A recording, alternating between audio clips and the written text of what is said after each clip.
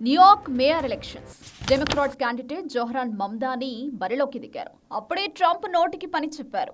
ఆయనపై పరుషమైన విమర్శలతో అటాక్ చేశారు. సైద్ధాంతికంగానే కాదు, రిలీజియస్, రేషియల్ డిస్క్రిమినేషన్తో ట్రంప్ రెచ్చిపారు. మమ్దానీని 100% కమ్యూనిస్టు పిచ్చోడు అన్నారు. అంతేకాదు, మత విశ్వాసాన్ని ఎత్తి చూపుతూ ఉగ్రవాద సారభూతిపరుడు, హమాస్ ఉగ్రవాది అంటూ హార్ష్గా కామెంట్స్ చేశారు. కానీ మమ్దానీ కూల్గా ఉన్నారు. ఆ విమర్శలను పట్టించుకోకుండా ప్రచారంలో స్మైల్తో దూసుకెళ్లారు. రిజల్ట్ ఏంటంటే న్యూయార్క్ ఎలక్షన్స్తో మమ్దానీ బంపర్ మెజారిటీతో విక్టరీ సాధించారు. ఇప్పుడు సీన్ టోటల్గా రివర్స్. పెట్టిన నోటితోనే ఇప్పుడు ట్రంప్ పొగడతల వర్షం కురిపిస్తున్నారు. శుక్రవారం మమ్దానీ వైట్ హౌస్కు వచ్చారు. ట్రంప్ ఆయన్ని ఘనంగా వెల్కమ్ చెప్పారు. తర్వాత న్యూయార్క్ డెవలప్మెంట్ కోసం ఇద్దరూ డిస్కషన్ చేశారు. మీడియా కాన్ఫరెన్స్లో అధ్యక్షుడి రైట్ సైడ్ మమ్దానీ వినయంగా నిలబడి ఉండగా ట్రంప్ నవ్వుతూ అభినందించారు. అద్భుతమైన పోటీ ఇచ్చాడు అంటూ ప్రశంసించారు.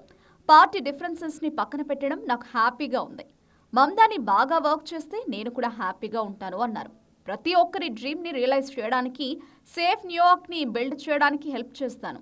మమ్దానీ మంచి కేపబుల్ పర్సన్ అంటూ ట్రంప్ కొనియాడారు. జనవరి 1న మమ్దానీ న్యూయార్క్ మేయర్గా ప్రమాణ స్వీకారం చేయనున్నారు. న్యూయార్క్ పీపుల్కి బెనిఫిట్ ఇచ్చే ఏ అజెండా పైనైనా నేను ట్రంప్తో వర్క్ చేస్తాను అని మమ్దానీ విక్టరీ తర్వాత క్లారిటీ ఇచ్చారు. పాలిటిక్స్లో పర్సనల్ అటాక్ ఎంతున్నా పవర్ గేమ్ ముందు అన్నీ పక్కకు పోతాయని ఈ ఇన్సిడెంట్ ప్రూవ్ చేసింది.